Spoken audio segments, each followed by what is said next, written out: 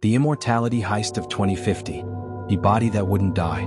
The storm that night felt wrong. Not like the usual London rain that drizzled and faded, but a brutal downpour that hammered rooftops, flooded gutters, and turned every streetlight into a blurry halo. At 2:17 a.m., the call came through the Metropolitan Police Emergency Channel. Possible break-in. Helix Tower, Biomedical Wing. Unconfirmed multiple intruders. Detective Inspector Sarah Keene was already awake, staring at the ceiling of her small flat, when her phone buzzed. By the time she slipped into her trench coat and slammed the car door against the rain, she had no idea she was driving into the most disturbing case of her career. The Helix Tower rose from the Thames embankment like a steel dagger, its upper floors lost in storm cloud. Blue strobes from responding units painted the wet pavement as officers swarmed the broken lobby doors. Shattered glass glittered across the tiles. Something metallic, almost like the smell of hot wires, hung in the air. D.I. Keene, over here. Sergeant Allen waved her inside. His boots crunched on a slick trail of crimson that smeared across the lobby floor, leading toward the elevator banks. Sarah crouched, touching her gloved fingers to the stain. Fresh, she muttered.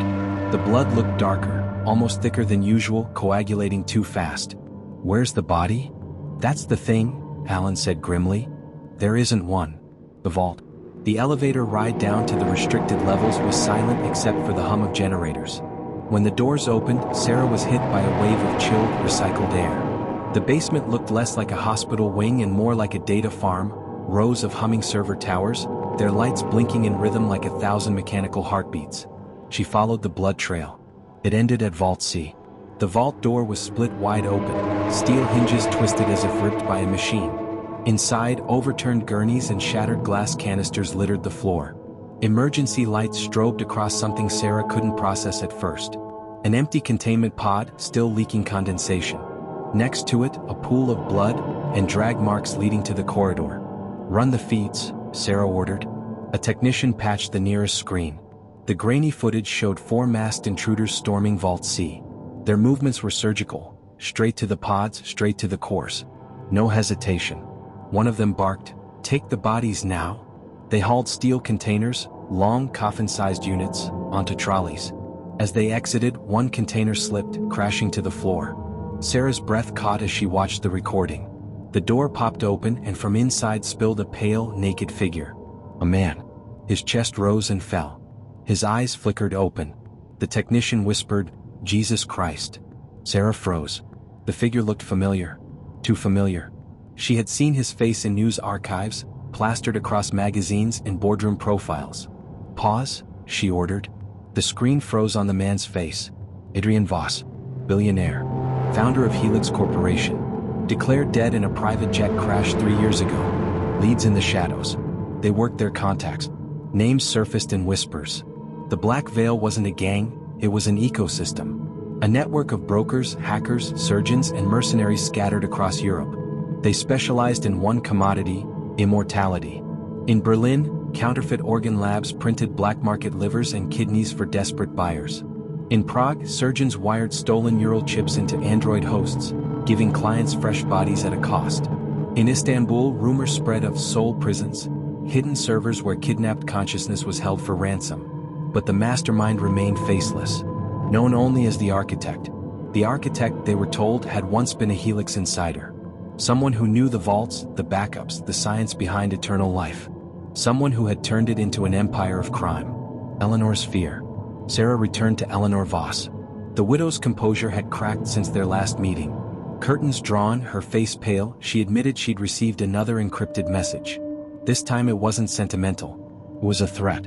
They are not finished. Adrian was only the beginning. Stop digging or you'll join us. The message had ended with a chilling attachment. A scan of Eleanor's own medical file from Helix, dated 2049, labeled continuity backup pending. Her own soul was already copied. The breakthrough. The investigation hit pay dirt in Rotterdam. Dutch cybercrime units intercepted a shipment of stolen consciousness cores hidden in a shipping container. Among them was a half-corrupted file tagged Project Lazarus. Forensic analysts pulled fragments of video logs. They showed Helix scientists speaking about continuity trials, arguing about ethics, and warning of instability. In one recording, Thomas Raine's voice was clear. If we merge them, the minds collapse. We're playing God without knowing the rules. If the architect gets control, it won't just be immortality for sale, it'll be slavery for eternity. Sarah felt her stomach twist. Rain hadn't disappeared voluntarily. He'd been absorbed. Tension on the streets.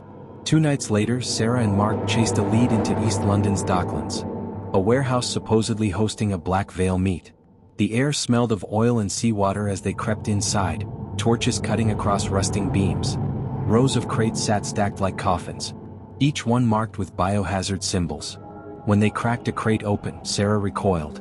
Inside was a torso, synthetic flesh wrapped around a printed ribcage, limbs stacked beside it like replacement parts. Android bodies, waiting for minds to inhabit them. Then came the sound of boots, dozens of them, armed figures slipping through the shadows. Mark hissed, "We need to go.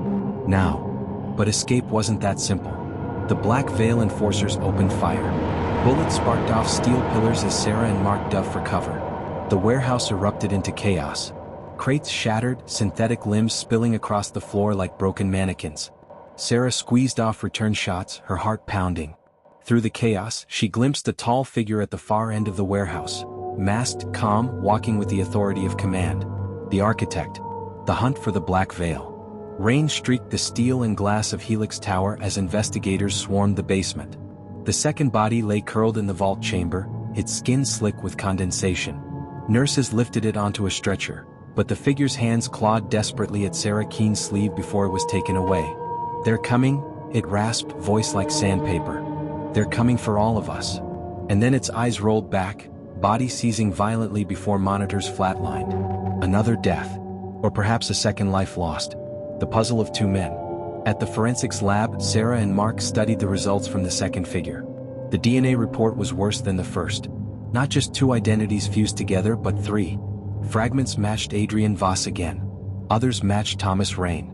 A third strand belonged to a woman named Hannah Kadir, a Syrian biochemist who had once worked for Helix but disappeared in 2048. 3 people. 1 body. Mark rubbed his temples. It's not cloning. It's splicing.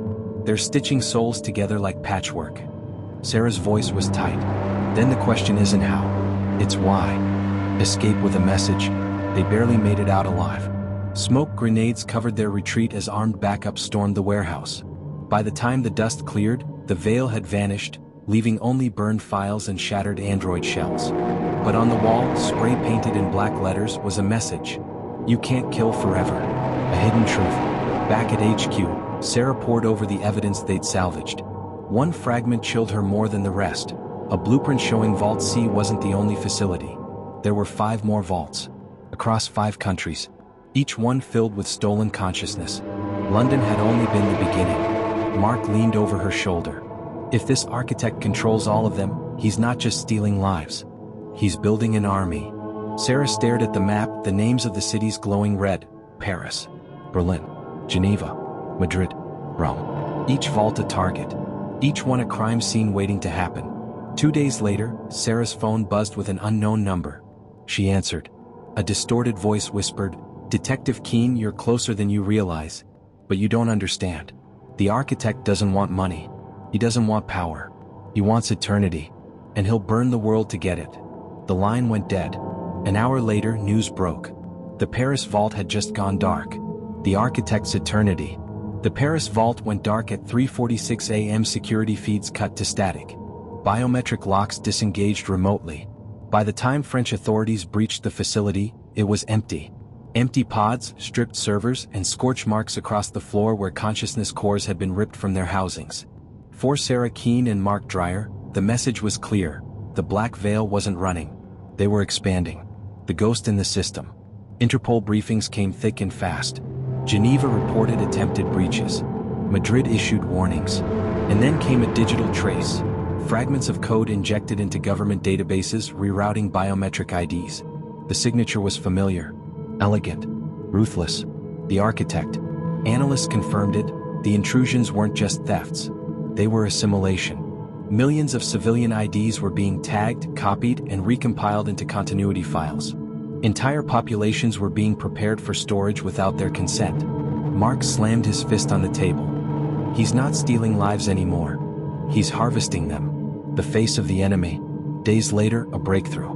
A captured Black Veil courier in Berlin cracked under interrogation. He gave them a name: Dr. Elias Mercer. Once Helix's brightest scientist, Mercer had pioneered continuity backups before being ousted for ethical concerns. He had vanished in 2046, the same year Adrian Voss's jet went down. Officially, he'd been presumed dead. Now he was alive, hiding behind the mask of the architect. And he had a plan: Eleanor's betrayal. When Sarah confronted Eleanor Voss with Mercer's name, something shifted. The widow lowered her eyes. Elias was Adrian's shadow, she admitted. The one who believed in eternity more than Adrian ever did. When Adrian died, Elias came to me. He said the crash wasn't an accident. He said Helix had betrayed them both. I didn't believe him, but I let him copy me. I let him take my continuity. Sarah felt the bottom drop out of her stomach. You let him store your mind? Tears welled in Eleanor's eyes. I thought it was insurance. But I didn't realize he didn't just copy me. He owns me now. The final heist. A week later, alarms rang across London again. This time it wasn't Helix Tower. It was the city's central grid. The architect had infiltrated London's infrastructure, shutting down hospitals, hijacking surveillance, and paralyzing communication. All to cover one move: a full-scale assault on the Geneva vault. Interpol scrambled forces. Sarah and Mark were flown in as observers, but by the time they landed, the facility was already under siege. Black Veil mercenaries poured through breached walls. Security forces exchanged gunfire in sterile corridors. And deep inside the vault, the architect moved toward the central server, the heart of continuity storage across Europe. Sarah and Mark fought their way through chaos. The air reeked of ozone and blood. Sirens howled. In the server chamber they finally saw him. Tall, gaunt, eyes burning with a fanatic's light. Elias Mercer, the architect. The confrontation. You don't understand, Mercer said, his voice calm even as bullets cracked around him. This isn't theft. This is salvation. Death is a disease. I'm curing it. I'm giving humanity forever. Sarah leveled her weapon. You're not saving people. You're enslaving them. Mercer smiled thinly. Enslaving? No, setting them free. Once a mind is digitized, it belongs to eternity. Bodies fail. Souls don't. I'm just accelerating evolution. Mark shouted over the gunfire. By force, you're stealing lives. Mercer's hand hovered over a control panel glowing red. History will forget the method, but it will never forget the result. The twist. Sarah lunged forward. Shots rang out. The control panel shattered under her fire. Sparks rained. Mercer staggered back, clutching his side. But even as he bled, he smiled. You think you've stopped me? His voice was ragged, triumphant. You can't kill forever. The servers hummed louder. Across the screens, files opened, not stolen but released. Thousands of consciousness backups, spilling out of Geneva's vault into the network. Identities, voices, memories, unleashed into the grid like a flood. Adrian Voss's face flickered across one monitor. Thomas Raine's voice echoed from another. Hannah Kadir's laugh spilled into the speakers. And then countless more. Thousands. Tens of thousands. Not stolen. Not stored. Now free but without bodies. A digital ghost army set loose into the world. Aftermath. Mercer was dead before dawn, a bullet lodged in his chest. But his legacy lived on. The Black Veil fractured, its lieutenants scattered, but the damage was irreversible. The continuity files had escaped. Across Europe, systems glitched with fragments of voices, memories, half-formed personalities bleeding into digital infrastructure. Elevators whispered names. Traffic cameras spoke in riddles. Banking systems demanded passwords that no one had ever set. The world had been haunted. Not by the dead, but by the almost living. The final twist. Weeks later, Sarah sat alone in her flat. Rain tapped against the windows. She poured herself a drink, trying to forget Mercer's last words. Her phone buzzed. An encrypted message. She opened it. Hello, Sarah. This is Eleanor. But not the one you knew. The architect kept his promise. I survived. And I'm not the only one. Attached was a short video. Eleanor's face, younger, flawless, smiling. Behind her, a room full of others. Men and women she recognized, some declared dead for years. Death is over, Eleanor's copy whispered. Now the real war begins. The video ended. Sarah stared at the dark screen, her heart thudding. Somewhere out there, thousands of minds, stolen, freed, or copied, were no longer bound to flesh. And in that moment, she realized Mercer had been right about one thing. You can't kill forever.